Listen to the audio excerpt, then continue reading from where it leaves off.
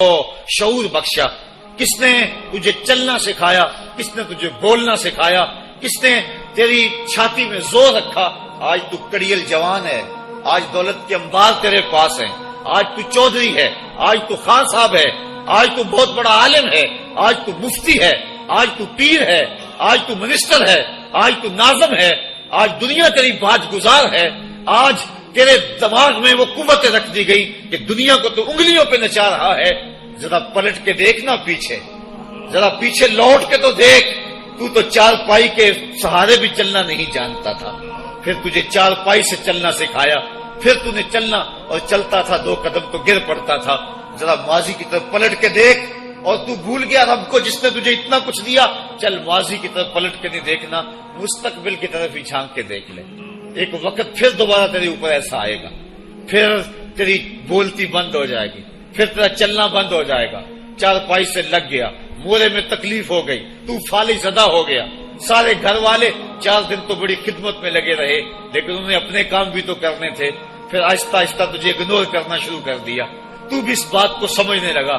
پھر وہ وقت بھی آیا کہ تیری چار پائی کو اندر سے اٹھا کے برآمدے میں رکھ دیا کہ بابا کھانستا ہے، بچے ڈسٹرب ہوتے ہیں، جراثیم پھیلتے ہیں۔ اب نوکر تجھے روٹی دینے لگا۔ شام کو بیٹا آتا ہے، 2 لمحے کھڑا ہوتا ہے، پھر اپنے بیڈ روم میں چلا جاتا ہے، تو اس کی صورت کو ترستا رہتا ہے۔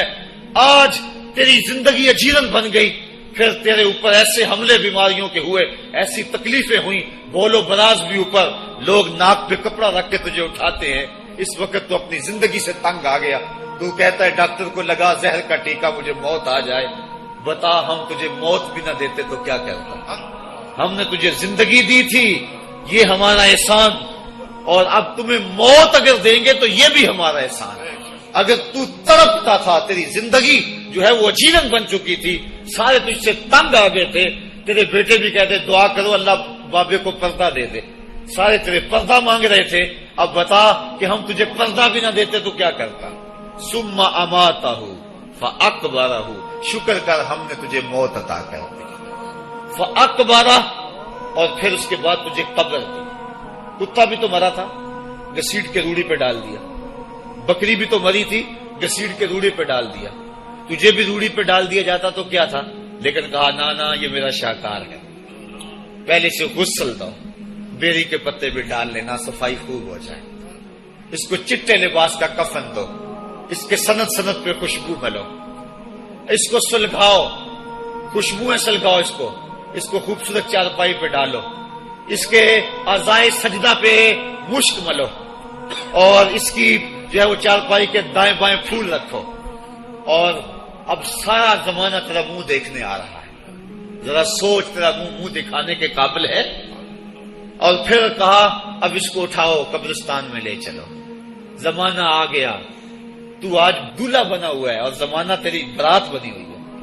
اور کہا کہ ایک آدمی نہ اٹھائیں، اس کا پروٹوکول ہے، اس کو 4 آدمی اٹھائیں، کندھا بھی بدلتے رہیں، کہا زیادہ تیز بھی نہ چلنا، میرے شاہکار کو کہیں جھٹکا نہ لگے۔ اور پھر تیرا پروٹوکول، امام کعبہ بھی ہو تو وہ پیچھے ہے، تیری لاش آگے۔ تو نے ہمارے ساتھ کیا کیا، ہم نے تیرے ساتھ کیا سلوک کیا؟ یا ایھا الانسان ما غرک بربک الکریم، ہم نے کہا اس کے لیے چھوٹا سا گھر بنا دو، اور اس کے اندر پردے میں اس کو رکھ کے اوپر سے مٹی ڈال دو، اوپر پھول ڈال لو، اور پھر اتنی دیر تک کھڑے رہو جتنی دیر تک اونٹ کو ذبح کرتے ہیں، اس کی کھال ادھیڑتے ہیں، اس کا گوشت بناتے ہیں، پھر اس کو تقسیم کرتے ہیں، اور پھر آؤ تو دعائیں شروع کر دو، کبھی کل کی محفل سجا دو، کبھی 10ویں کی، کبھی چہلم کی۔ اے انسان، تیرے ساتھ جو کچھ ہوا لوگوں کی نظروں کے سامنے تجھے رسوا تو نہیں کیا میں نے؟ یا ایھا الانسان ما غرک بربک الکریم، ذرا پیچھے پلٹ کے دیکھ لے، نہیں تو آگے جھانک کے دیکھ لے، تجھے کبھی تو شرم آئے گی، تو کہاں بھٹک گیا، کہاں بہہ گیا۔ آ جا اس کریم رب کی طرف جو 70 ماں سے زیادہ پیار کرتا ہے۔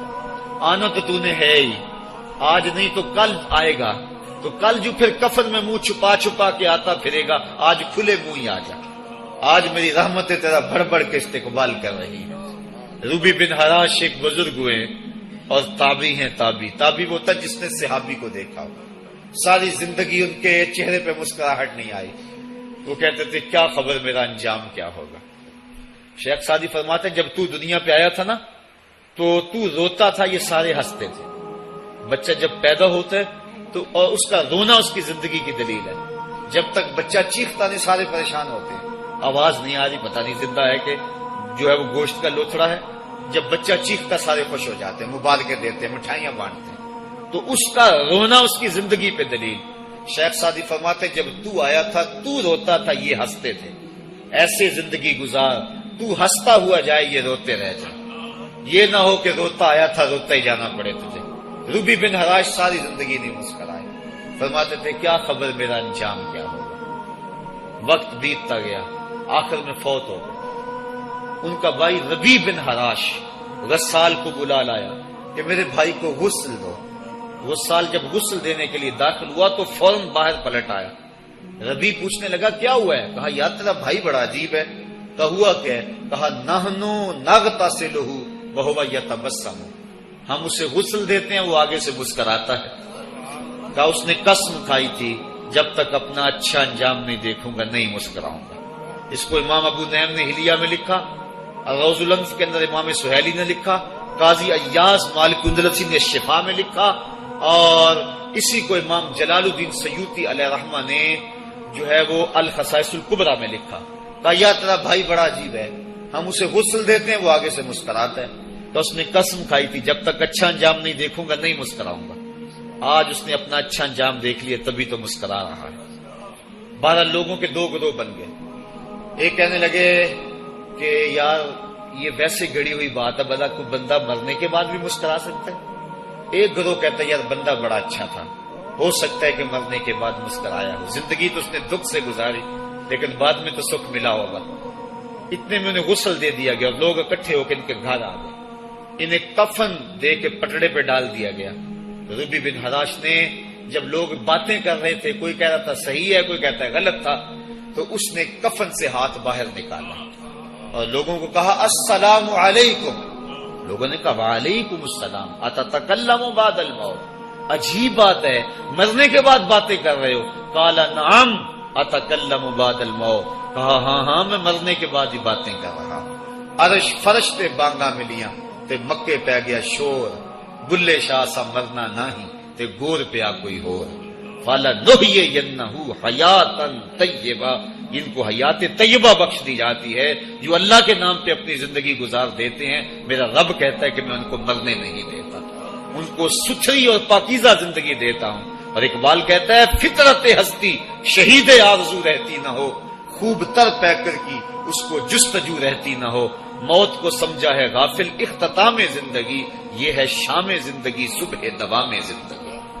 تو کہا ہاں مرنے کے بعد باتیں کروں. لوگوں نے کہا بتا پھر تیرے رب نے تیرے ساتھ سلوک کیا کیا. تو ربی جو فوت ہو چکا کہتا ہے استقبلنی ربی غیر غضبان واستقبلنی بروح و ریحان. کیا پوچھتے ہو، اس کے قدرت والے چہرے پہ کوئی غصہ نہیں تھا. اس نے روح و ریحان کے پھولوں کے ہار میرے گلے میں ڈالے. لوگوں نے باتیں پوچھنا شروع کر دی. موقع مل گیا ایک مردہ بول پڑا، کوئی ادھر کی پوچھ رہا ہے کوئی ادھر کی پوچھ رہا ہے. امام ابو نعیم لکھتے ہیں کہ جب لوگوں نے سلسلہ کلام طویل کر دیا تو ربی بن حراش نے کہا اجلوا بی ولا تؤخروا بی لان ابا القاسم ينتظر علی الصلاۃ. دیر نہ کرو، مجھے جلدی جلدی قبرستان میں لے جاؤ، تم مجھے باتوں میں لگا رہے ہو. امام الانبیاء میرے جنازے کا انتظار فرما رہے. لوگوں نے جنازہ پڑھا اور اپنے گھروں میں آنے کی بجائے سیدھا ام المومنین حضرت عائشہ صدیقہ رضی اللہ تعالی عنہا کی چوکھٹ پہ چلے گئے اور جا کے سارا ماجرا کہا. وہ ابھی باقاعدہ حیات تھی. کہ ایک آدمی نے مرنے کے بعد یوں باتیں کی ہیں، آپ اپنی رائے بتائیں.